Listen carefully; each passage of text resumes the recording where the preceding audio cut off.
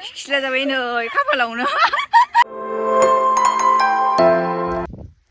Hello लोगोफोर खुलुमबाय नमस्ते वेलकाम बैक टू माय चैनल आफ्टर 3 weeks नि उनाव आं दिनैसो भिडिअ खालामफिनबाय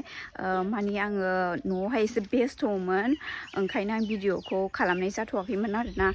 ओमफ्रायहाय आं दिनैनिफ्राय स्टार्ट खालामफिननाय जासिगोन भिडिअखौ ओमफ्राय आं दा दंफैयो गवालपारा डिस्ट्रिक्टआवहाय मोनसे ब्रह्म धोरोमनिनो मोनसे माने फुजा जानो नागिरदों आरोना आं बेयाव माने फैदों आरो ओमफ्राय आं दा बावनो थांनो रेडि जाबाय नै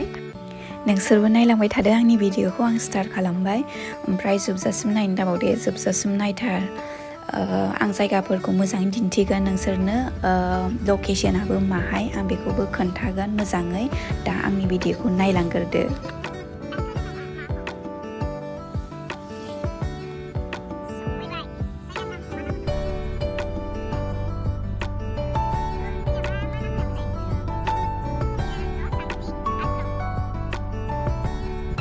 बेसोरबो फुजायावनो फैदों बे फुजायावनो गोजान गोजाननि मेरला दंफैयो आरोना बेसोरथ' मैयानो फैखादों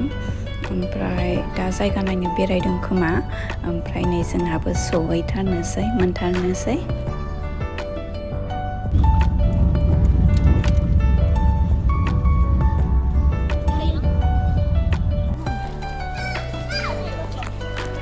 सफैबाय नै गेटआ नै हा मा होनदों Oh, oke.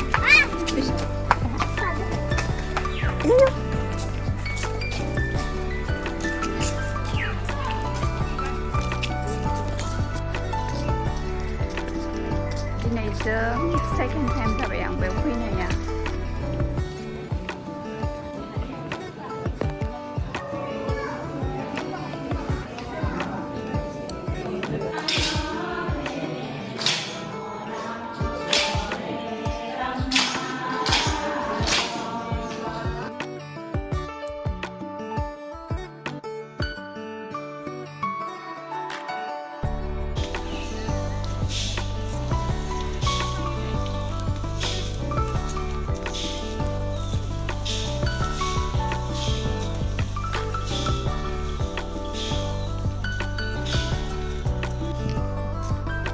दा जोङो माने मन्दिरनिफ्राय ओंखारबोथ'बाय आरोना माने जैग' सावगासिनो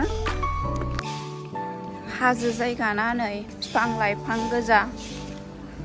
ओमफ्राय नै बै खाथियावबो दै फिसा दं जों दा थांगासिनो माने खाथियावनो बाबा गणेशनि मन्दिर दं आरोना बे मन्दिराव थांगासिनो जोङो हाजोआनो हाजो हनै फिसा सानो बेबो गोरलैलै आगै नै अन्थाइ बेरा गिदिर फटक लाग्रोनोसै ओइ फै फटक लाग्रोनोसै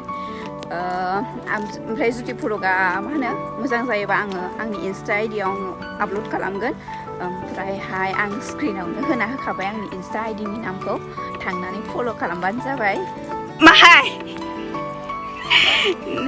बेद लाक ना गुड लाक जाखो ओमफ्राय नै दाउखि खिला जाबाय नै खाफालावनो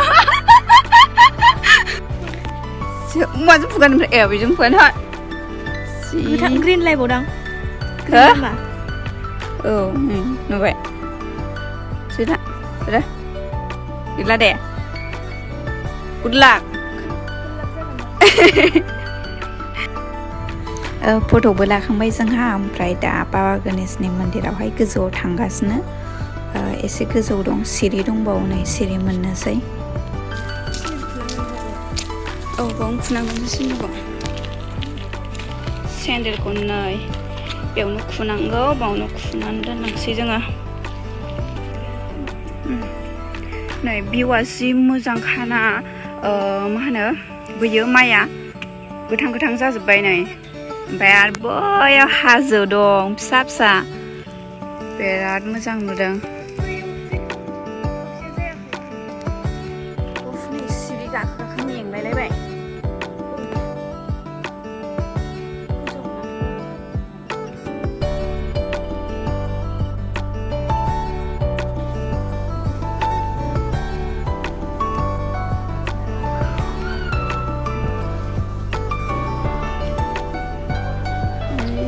Baba Ganesha.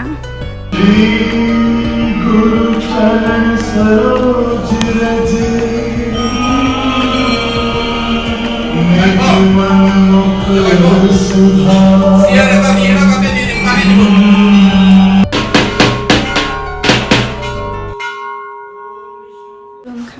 आइ बिमा दुर्गाखौबो आरो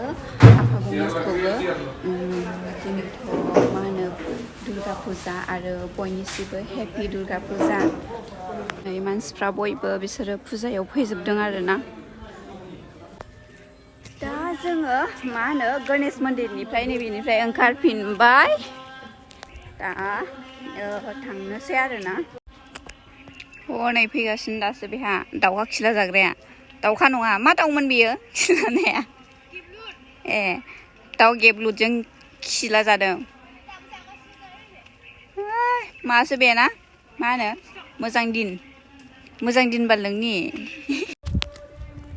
ओमफ्राय आं दा लकेसनखौ मोजाङै खोन्थानोसै गवालपारा डिस्ट्रिक्टनिनो सिङाव थानाय दरंगिरि होननाय जायगा आरोना ओमफ्राय बे